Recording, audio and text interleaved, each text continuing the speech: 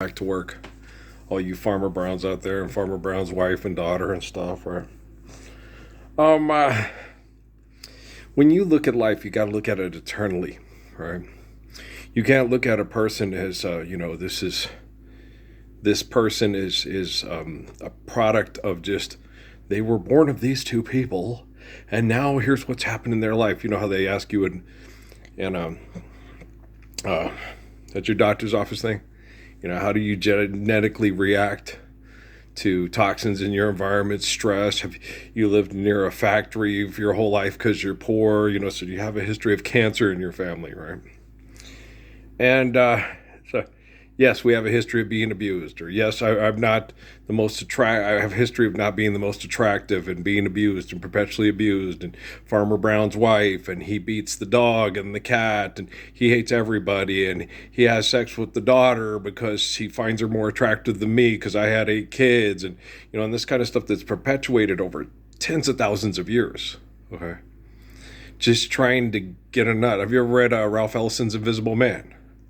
About when the sharecropper and the overseer, the man who's overseeing it in Alabama, sits there and talks about how he had sex with his daughter, and the guy steps off the horse. You've crossed over into the edge of the abyss. You looked into the edge of the abyss and lived. You know, and I didn't get when I was a kid. I read that and I was like, wow, that's just weird and creepy. I didn't get it till like 20 years later. Me and a guy who was the what was it? Union rep in Sierra Vista had that conversation. I said, there's a lot of things that you're just not quite psychologically and emotionally ready for when you're young, when you read it from a man that wrote it down in his 40s or his 50s, right? The things that people have been through, the things you feel, the things that you're sheltered from, the things that you don't, that doesn't happen, right? Oh, we're supposed to be better than that, right? And you are. You've got to understand, making promises to people. Some people don't do that for thousands of years, though. They just go and they dances with wolves. Hey, stands a fist. They go and they kill these people. They take this woman. They treat her like shit. She earns their respect because she takes the shit and stays physically and mentally. She survives. And one guy, I'll have sex with the woman and have children with her. She's worthy of being one of us. And it's like, ugh. They killed your family and then beat you into the club and then have sex with the guy that killed your brother and your mother, and you see what I'm saying? And that kind of stuff's happened for tens of thousands of years. So you got to understand why women, okay, are so messed in the head. And you're watching Big Bang Theory. I don't know where she's going, but I wouldn't follow her. I'd listen to Stretch, right?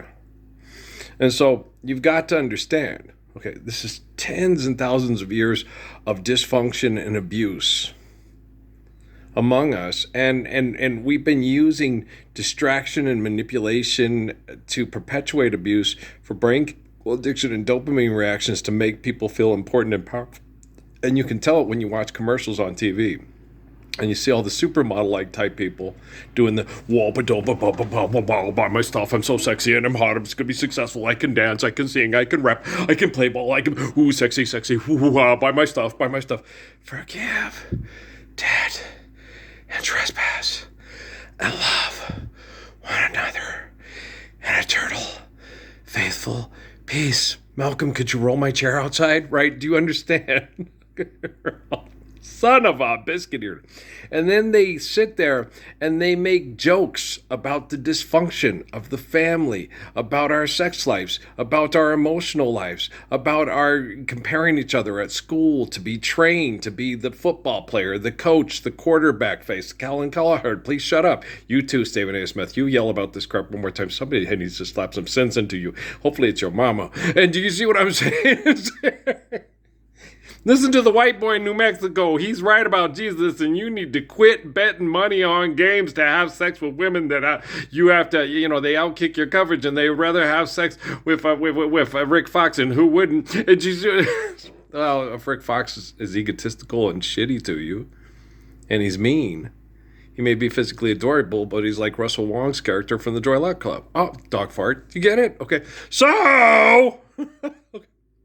No, I dated really attractive girls, okay?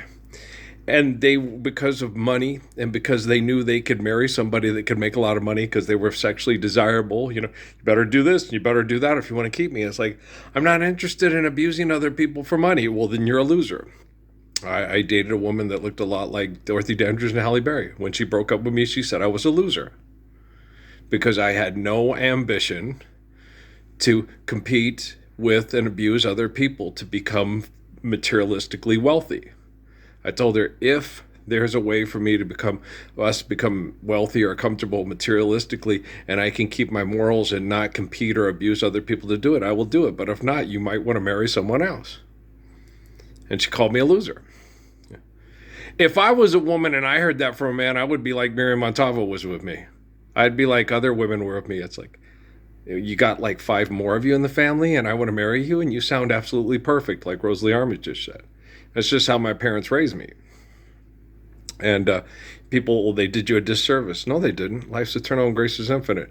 I'm the Messiah and the gracious good shepherd. You're a murdering, fucking, egotistical, narcissistic liar with lots of technology, lots of money, and no idea what's whack and what's dope. Check what the Ralphie Persons early bird wrote. Parable of Juan and Jesus. Read it on Facebook. They shut my Facebook down.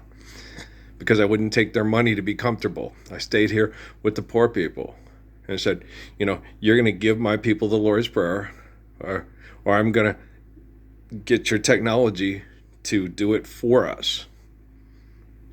You don't think so? People are praying to the Spirit of Jesus, and I'm certain I'm the Spirit of Jesus. I don't care what my family and the Constantine's comic book followers think. I know I am, and I know the science community has the evidence to prove it. But they won't tell anybody because they're addicted to manipulating people. It makes them feel powerful. And I just have to sit there and go, how do you feel powerful? No, not feel powerful whatsoever. I did feel a little bit powerful when I took the green ladder up there to replace some of the light bulbs and the solar lights, put on another string of solar lights on the pecan tree to light the other side of the shed so you could see there. And then I was putting that big stupid ladder away. And when I pulled it down because it's so big, it fell down, smacked my hand, and hit the top of my head. And I go, it's this thing, because I'm tired and my body's so toxic. I'm detoxing every time I go out in the sun, and it makes me miserable and tired. And it's a slow, painful, laborious process, like Amy Winehouse and Heath Ledger and other people that died from chemical abuse that they did to themselves. And I had it done by my glorious federal government and first responders and military heroes. How Tom Cruise, maverick of you, right? Perverts. Pathetic, jealous bags of worm food that, when they die, they'll probably sit there, but he was the sexiest man alive. Yeah, but if you don't burn his ashes, even if you burn his ashes will blow up into somebody and cause a breathing disorder that's a new disease they name and kill people. He dies, and the apples people eat will have caused mad apple disease, okay? I die no matter how much they abuse my body, and they cremate it and they sprinkle on something, and then there'll be this hill with all these beautiful flowers. The little girls sit there and play with monarch butterflies and say, this is the most beautiful spot in all of the mountains of New Mexico. Well, that's where we sprinkled Earl's ashes, right? What about Angela's ashes? Yes, Mrs. Adams. I'm just being silly. Ted Cassidy. Okay. So guys, grow up. Step up, prep up. Your molecular structure reacts with nature, and people react with you by what you do over millions of years. Okay. So stop. The cool thing is when all this stuff's over with, everybody's going to have houses built to last, like me and those people talked at Jiffy Lube yesterday, Adobe houses without a mortgage and clean water, fresh air, and all that stuff. And the other thing is you're not going to have to watch TV and compare yourself to the other people that are extreme narcissists and think, how am I going to survive with these creepos? Like Kofemi with all the guys that were hitting on her online in Sierra Vista. I was like, God, that guy looks like a supermodel. That guy's an engineer. That guy's a doctor. They're both multi-hundred millionaires and stuff. How can I compete with all these guys? And I'm like, that's how I realized they don't own my wife. They're attacking me.